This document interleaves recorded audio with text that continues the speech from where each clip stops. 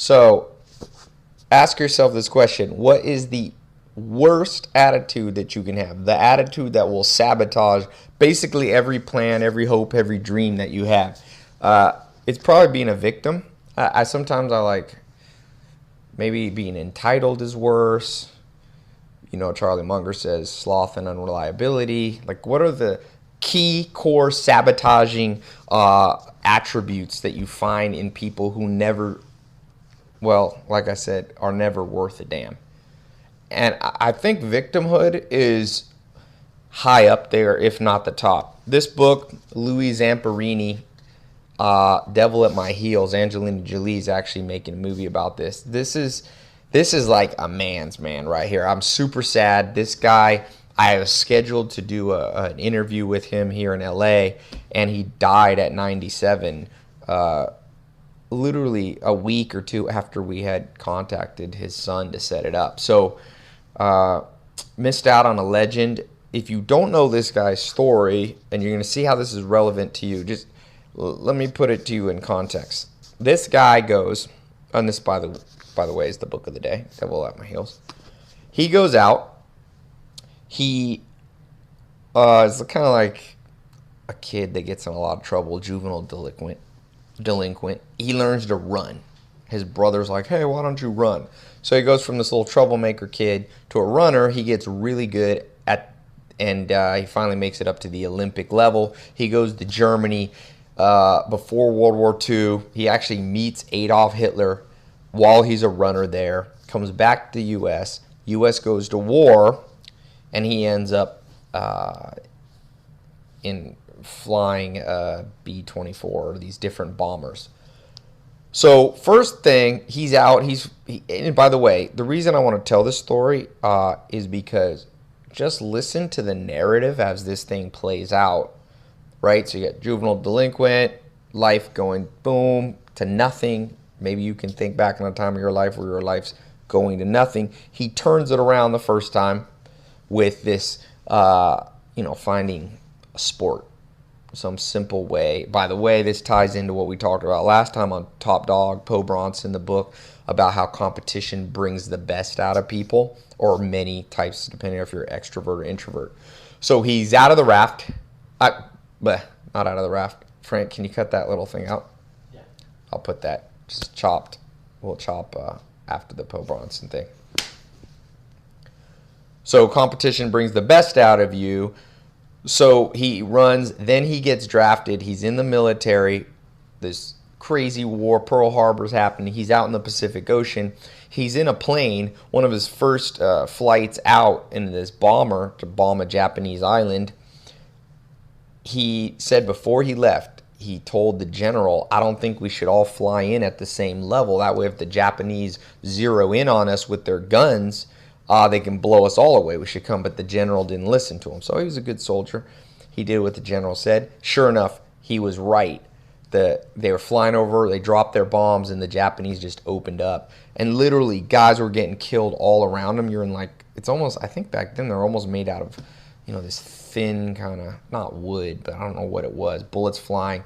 He ended up saving the lives of 3 guys, holding one guy's neck, and only one of them made back. And when they made it back to the island where they were landing, back to base, he got all these awards because they said they'd never seen a plane so shot up and still made it through. So this guy was a man. As I said, if you're watching this, if you're a man, this is a man's man. If you're watching this and you're a woman,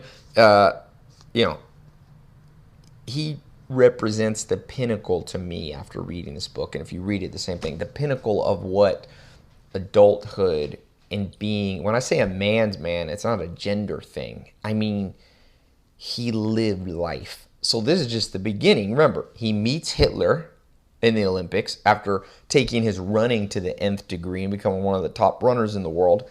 Then he goes out, his first touch with death. Everybody loses their cool, or other guys lose their cool. They get killed. This guy holds the whole plane together. They land.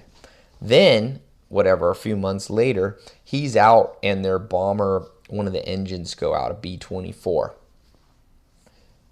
He hits the water right? Like 100 miles, 200 miles an hour. They didn't even have time to put a mayday out. They hit this water so hard, he said, the guy next to me instantly killed. Boom. He said, plane catches on fire. He said the water was all on fire, and he ended up being caught as the plane was sinking. He got all these wires wrapped around him, and he said he was 20, 30 feet. And he said he had practiced as a teenager holding his breath to be a better runner. So he was able to hold it together, but he said at some point, like literally looking up at the ocean, remember you're in the middle of the Pacific, no mayday, nobody knows where you are, and you see the light just disappearing as you get darker and darker into the water. And he said he passed out, and what happened was somehow he got unentangled, and he was able to swim. And he said his lungs almost burst, but he said right when I thought I was going to give up, I called back on that fortitude that he had from being an Olympic runner and was able to hold it together, shot up. There's 2 guys left alive. One guy's perfectly healthy, and one guy's like shell-shocked, this guy named Mac. He finds 2 rafts. They had, I think, 10 chocolate bars. So they're floating, middle of the ocean. Little bit of water. You have enough water, I think, for a week or something. Some of the stuff wasn't in there that was supposed to be in the kit. The first night when they get hungry, they wake up, and this one Mac guy, this is crazy. I would have killed this dude. While the 2, Louis and the other guy, were asleep, this 1/3 guy had freaked out and eaten all the candy bars. So they woke up. They're like, where's the candy bars? And he had just freaked out. And this guy, it's interesting what he says he did, because this guy would freak out.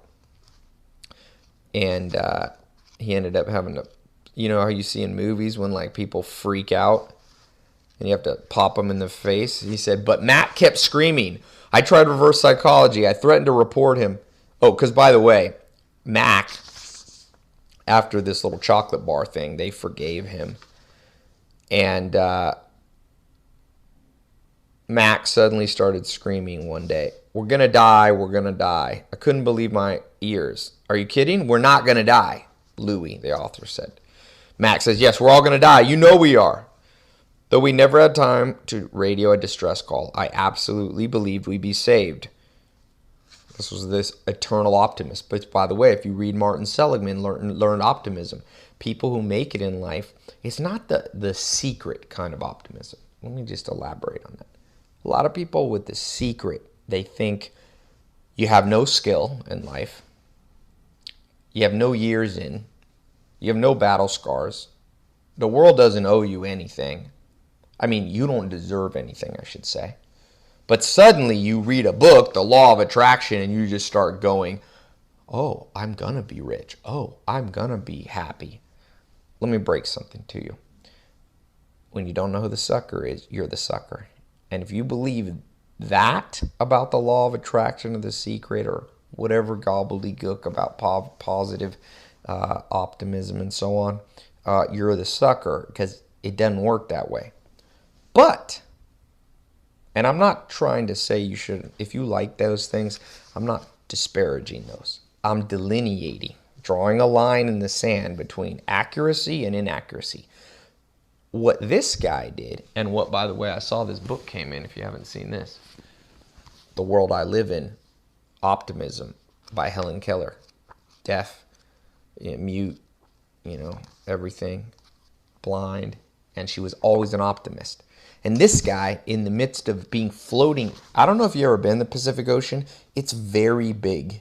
I've been out in a freighter 28 days in the middle of the ocean. The ocean is a scary thing. He is alone in the ocean.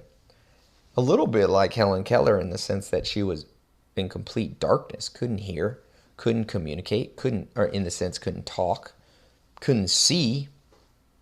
Yet, he was an optimist, and Helen Keller was an optimist. They were not using positive psychology. What they were doing is going, I'm going to get to my end game goal, no matter what I have to do. I'm going to put in the blood, sweat, and tears to get to the end game. That, my friend, that's accurate. It's not guaranteed, but as Martin Seligman said, as he began in his research on people who make it, people who do the things that they want to do, people who become healthy, wealthy, find love and happiness. These people consistently are not like the Matt guy who says, I'm going to die, I'm going to die. They are like Louis. He said, don't worry, we're not going to die. We've rescued plenty of guys out here, and now they're searching for us. We'll be eating dinner with the Marines tonight or tomorrow night. But Matt kept screaming, he said, the negative guy. I tried reverse psychology. I threatened to report him when he got picked up. Neither worked, so I did what I had to do. I punched him in the face. Which reminds me of a saying that I've thought of making the title of a book that I'm going to write called Never Trust a Man Who Hasn't Been Punched in the Face. There's something good about being punched in the face. If you've never had it happen to you, you may not have lived a good enough life yet. You wouldn't want it to happen a lot, but a good smack in the face is about what this world needs, by the way. If you've ever seen the movie V for Vendetta, it's a great movie. Because people, or it's funny, these movies like Saw, these whole trilogies or whatever, 5 Saw movies, they're all about people who deserve a smack in the face getting it. So in this case, he said, when I cracked him in the face, Mac flew backwards, surprised yet somehow content. He regained control, and for the moment, he kept his fears to himself. So, for you, what you need to start moving towards is moving away from little gimmicky solutions to problems, okay?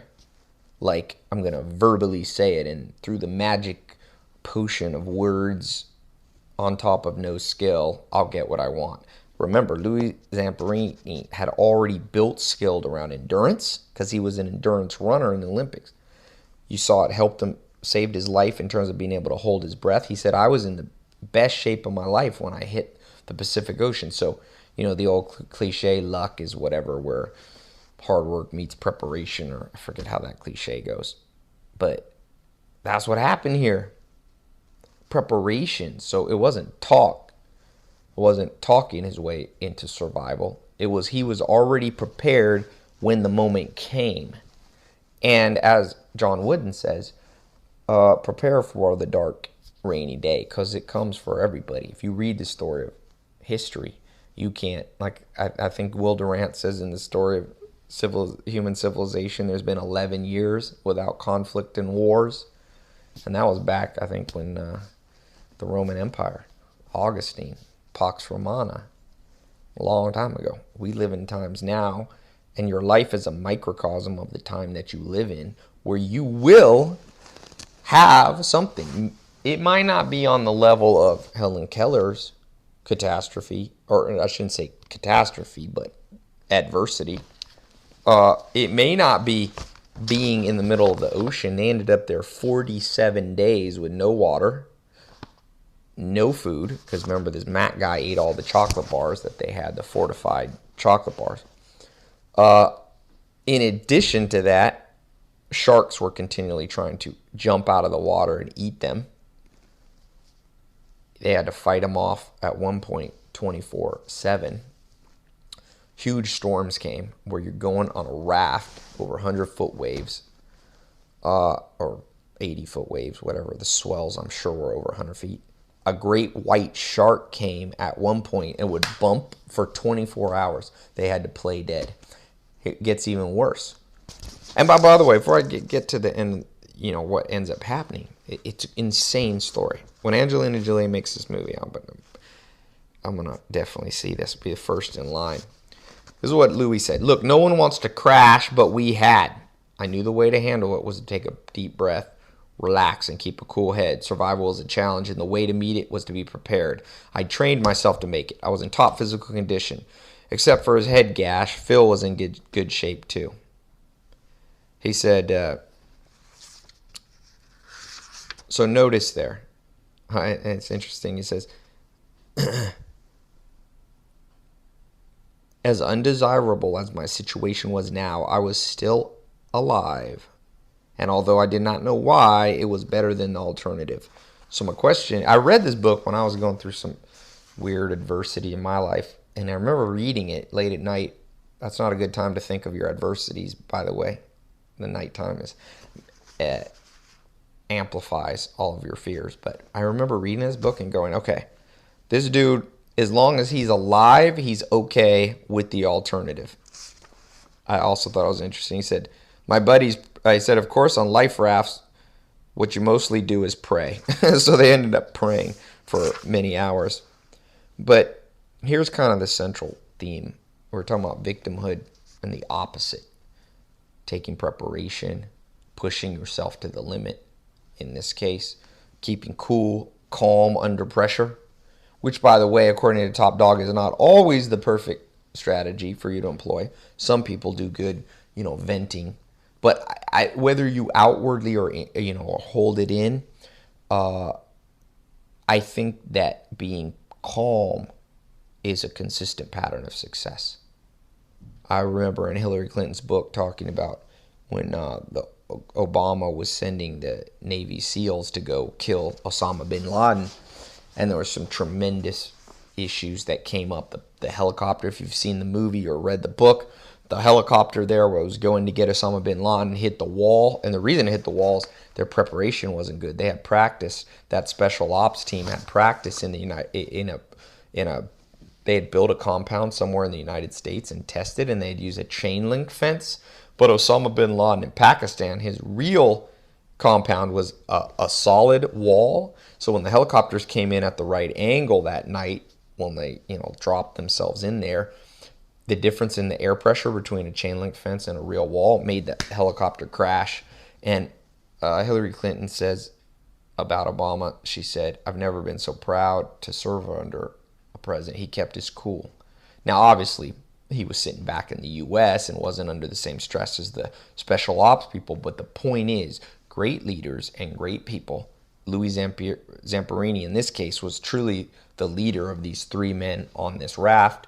But in your life, you're going to have to take leadership. You're going to have to take ownership. This is all the opposite of entitlement, all the opposite of victimhood. Okay? Be a man or be a woman in the real sense of it. And the real sense of it is just this. I said earlier it's not about gender. Just ask yourself this. If you're going, oh, well, Tai, what is the definition of a man or a woman? A man is who you would want to be 47 days with on a raft floating, not knowing whether you're going to live another day.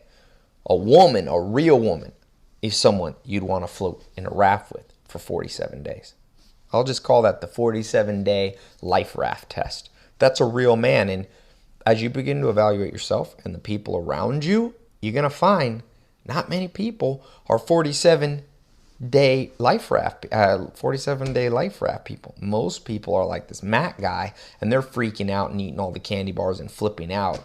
If you do that, as you see in this book, I don't want to give it away what happens to Mac, but I can pretty much assure you, you don't want to be Mac. You want to be Louis, because Louis made it back. He got to meet Angelina Jolie at 97. And, he won some of the highest medals, I think, and saved lives.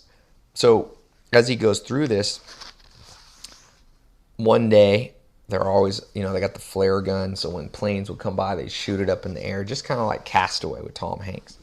At one point, they see a plane, and the plane, wiggles that it saw them, and they were so happy. They shot off all their flares. They put their ink dye in the ocean. They're like, yes, we finally made it.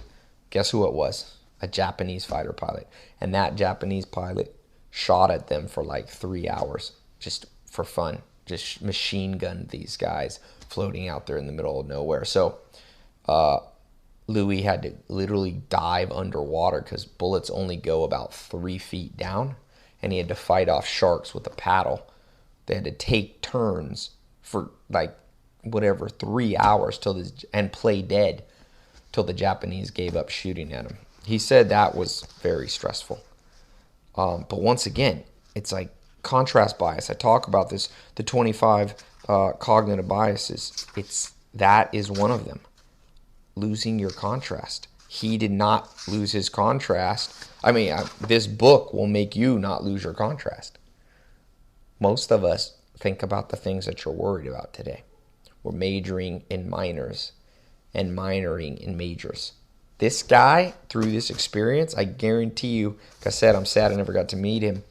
He majored in majors, I guarantee you, every day, and he talks about this. He learned Let me see if I can find this. This is the mind-blowing thing. He said, "For a moment, anxiety clutched me. The sea could swallow us all, but rather than give in, I made myself a promise. No matter what lay ahead, I'd never think about dying, only about living.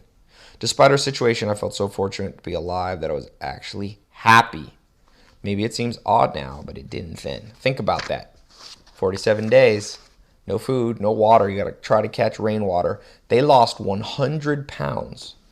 Went from grown men, 180 pounds, down to 80 pounds when they were finally fished out of the water. And he was able to be happy. And yet I meet people and they're not happy no matter what. And I'm like, you lost your contrast, my friend. Don't ever lose your contrast. I know, and you know, if you look at the media, the penalty for losing your contrast is death, whether it be by suicide or death of dreams, death of hopes, aspirations. So, craziest thing of this whole book, you live through 47 days. That's a long time. And they finally think what they see is an island. It turns out to be a set of Japanese bombers, Japanese destroyers and ships. They're picked up. They're tortured then at multiple camps. I'll leave you to read the book.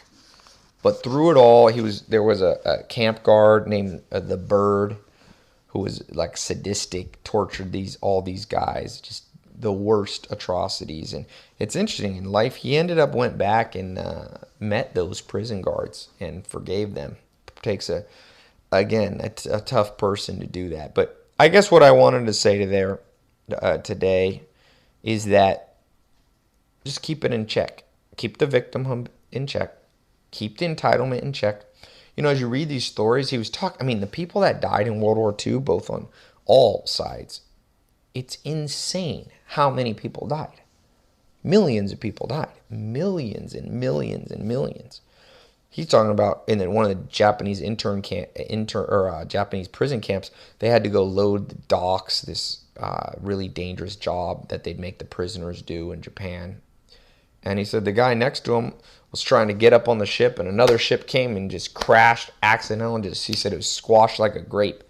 I mean, lives just boom. Life is in history, your life, my life. Of course, we're ego-based, so we think our life is the important one, right?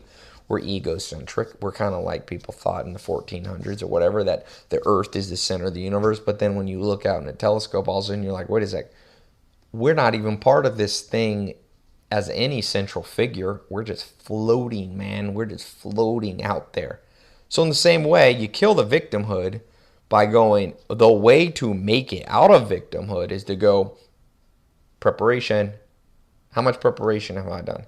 You know, I used to do I've done different martial arts, and when I lived in North Carolina, I found a guy, his name was Brad Huffman, and he'd been trained at the Shaolin Temple in China by Shaolin monks from a little kid. He's one of the only Americans to ever actually train in the Shaolin Temple. His dad was an ambassador there.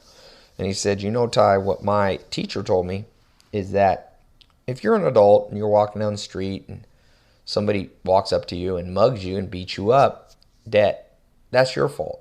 Because when you were 10, you should have started training in martial arts. So when the guy comes up, you can protect yourself. See, we're victims because we try to fix the problem in the moment. There's no fixing problems in the moment. As Lao Tzu says, prepare for what is difficult when it is easy. So throw out the magic potions of words and positive. Not that I'm anti-positive. It needs to be a balance. You can't be too negative and you can't be too positive. As Aristotle said, the answer is in the mean, the average, the middle, the median.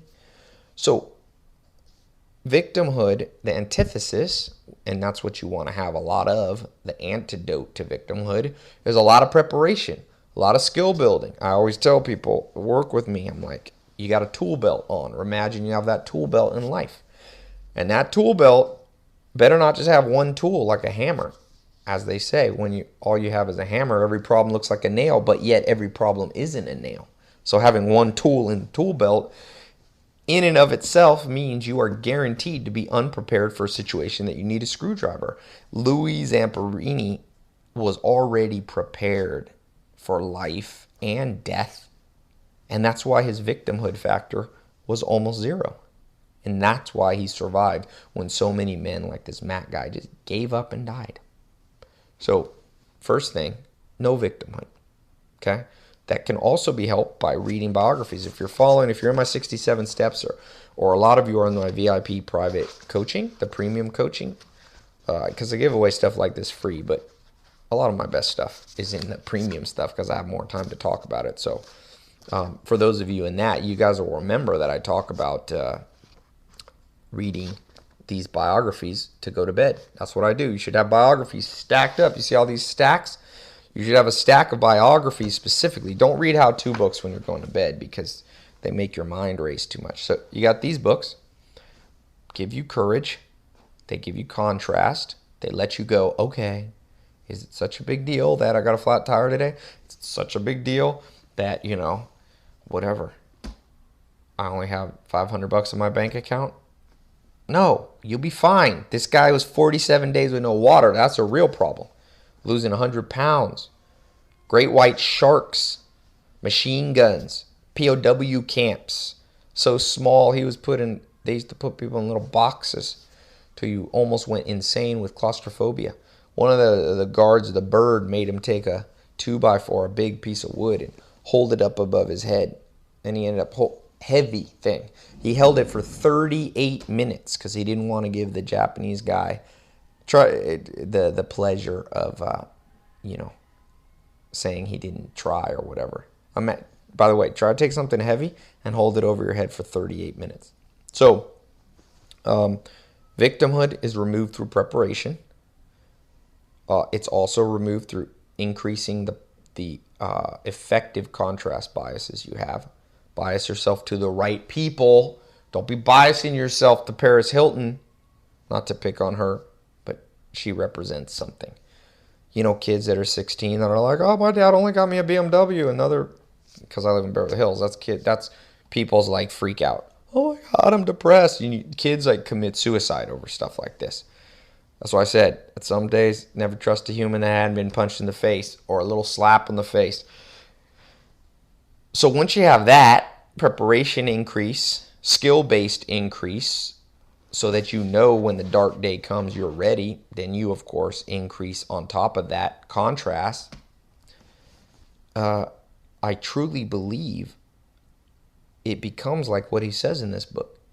You now live life. Just remember, most people do not live a real life. They're phantoms. They're ghosts walking through. They're cogs in the machine. And most people are cogs in the machine. So, I think after you understand those two things, the third thing that I was just left with by the book is I think that's kind of profound words. Let me read this to you one more time. Because, as I said, this phantom life most humans live, I really think that is the end game to eliminate. Like, that is the end game to avoid. People are like, what do you live for? I'm like, that's the one to live for. The one to live for is to really be alive. And I think this is a man more alive than almost anyone I've ever met. He says, I made myself a promise. No matter what lay ahead, I'd never think about dying, only about living. And I don't take that literally, meaning you'll never think about dying. Because remember, it was in the context that he's in a raft, literally almost on death's door. What he meant was he would always stay focused on the end game. I actually did, for some of you that are in my inner circle, the more advanced business stuff that I do, I don't put that on YouTube and stuff, but I was talking about this over and over. I was going, listen, how are you going to make any money if you don't know your end game? I've talked about the story of the founder, Tom Watson of IBM. He had his end game before he even started. He was like, this is what I'm going to build. I'm going to build a company of this size, of this stature, this many offices, this much revenue. He basically had it mapped out with the end game before he started, and he was able to reverse engineer. See, you have to live life in reverse. So once you know your end game, like this guy, his end game was, I'm going to get off this raft. And then he didn't focus on the minutia. The rest was just the grind. So when the sharks come, he takes the oar, he hits them. He makes it through. When he doesn't have water, when the rain comes finally, occasionally, they have it all set up that they could catch the rain. So he was grinding it out. Preparation. When the Japanese came, he already knew what to do, and they're shooting at him. He remembered back where he had paid attention in survival courses that the military had given him that said, most people don't pay attention, don't learn. The more you learn, the more you earn. Well, the more you learn, the longer you live. And that's actually Dr. David Buss, evolutionary psychology. There's a lot of research that shows an increase. You use your IQ. Everyone here has IQ. The more you use it, literally, it's correlated with the length of years that you have. People who don't use their brain, you see that in this book, boom, they're taking off the planet. So once you have end game motivation, then everything else, even when he's a POW, it's like, I'm making it through. When he's holding up this thing for 38 minutes, when he's being beaten up and tortured, it's all end game. It's all end game. So I'm asking you right now, this is the question. What's your end game? It must be definable. It must be exact. You know what my end game is? I got it easy. 8 words. I want to spread the world's best ideas. This is an elaborate version, more than 8 words. I want to spread the world's best ideas using mass media. I know my end game. It defines who I am.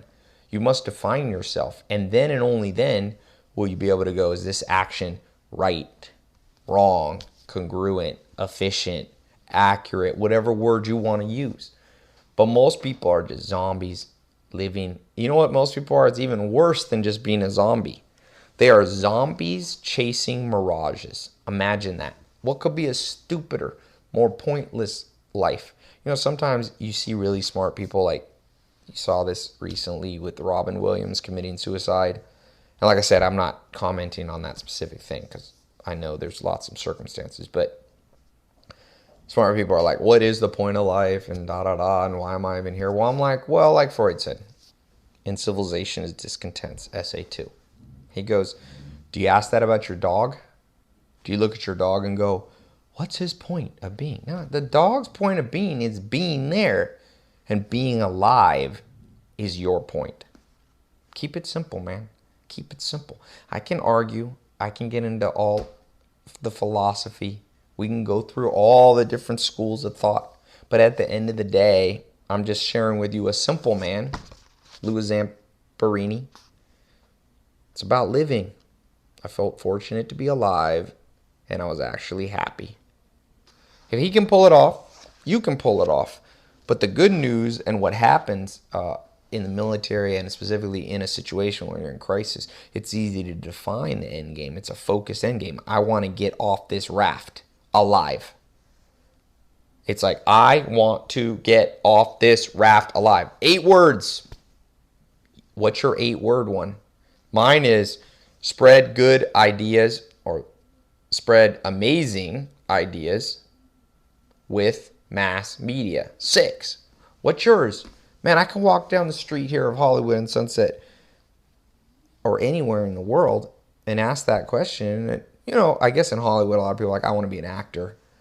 But most people, that's an end game that only, that's a whole nother conversation. Don't get me started on that one. But what's yours? You should have a carefully definable one. Because without that, you'll end up a victim. And like I said, you'll end up a zombie, mindless creature, boom, boom, boom, not even alive. No more alive than a rock is alive, really. Maybe a zombie, of course. I think the definition biologically of life is a response to stimuli, so maybe they are alive in a sense. But they're also chasing, most people are not just a zombie, but they're also chasing a mirage, meaning they're on a treadmill that goes nowhere, like lemmings. They're just going off a cliff. My advice to you is don't be a cog. You may be here for another day. You may be here for another century. I don't know. But I want you to be able to say of yourself, I was a man. I was a woman. I was the kind of person you would want for 47 days in a life raft for you. And I'll tell you who you don't want. You don't want someone just spouting off like, oh, we're going to. No, what you want is somebody with a whole bunch of tools in their tool belt. Fill up the tool belt of life with everything from social skills, I call those soft skills, to hard skills, like a literal talent, like video editing, computer programming, being a surgeon. Like you got to put your hand into something. Put your hand to something, I should say. It's got to be tangible. And then you need all the soft skills, the intangible skills. Being able to win friends and influence people. Being able to speak well, fluently, in front of a small group and a large group. Being able to persuade and influence. Being able to be empathetic when the time comes to be empathetic. And also be forceful and aggressive when the time calls for it. To understand a little bit of history, to speak a few languages, to know a few instruments. To have traveled to a few places, yet have a home base.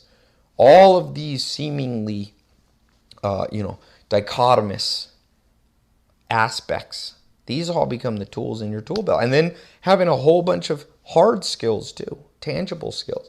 A lot of times when people come work for me, or we do internships sometimes, let some people in here to work in our companies, I think they think about me, oh, this Tai guy is a business guy and he just has all this he knows a few people. That I'm like, nah, they're surprised. I know a lot of tangible stuff too.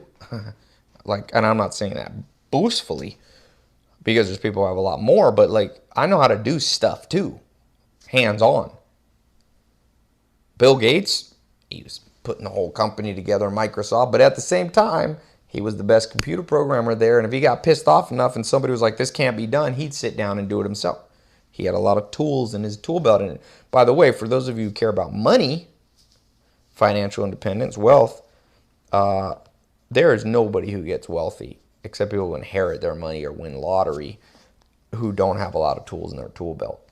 Victimhood, or the state of saying, oh, there's a recession. I can't stand that stuff, man. What recession? What recession? I know some people that made $1 billion during the recession. It wasn't a recession for them. Don't be a victim of the media. Just because some dopey reporter, by the way, don't get me started on reporters. If you are a reporter, don't take this. Reporters are fools to learn from, most of them. There's good ones, but the mass of them who are leading people eyeballs to oh, this is the news. Oh, okay, there's a recession. Oh, okay. What are you talking about, man?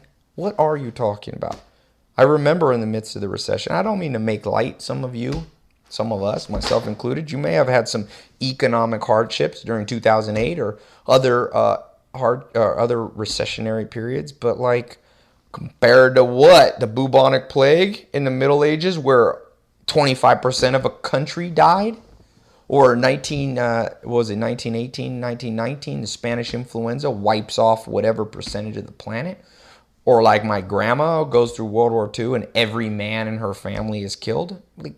What is the recession you're talking about, man? I think people freak out about recessions because the expectation is that life is recession-proof. Come on now.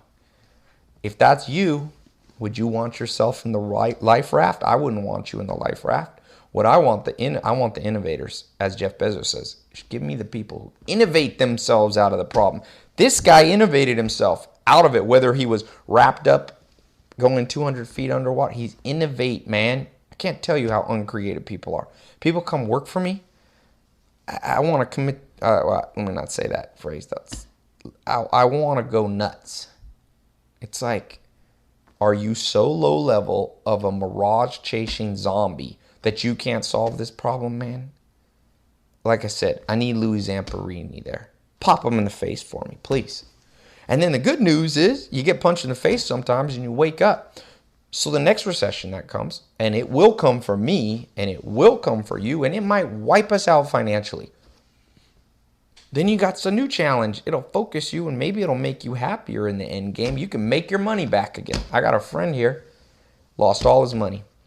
He was making $200,000 a week in the 80s, and he was in his early 20s. He had a Rolls Royce. He had a private jet. He was 22 years old.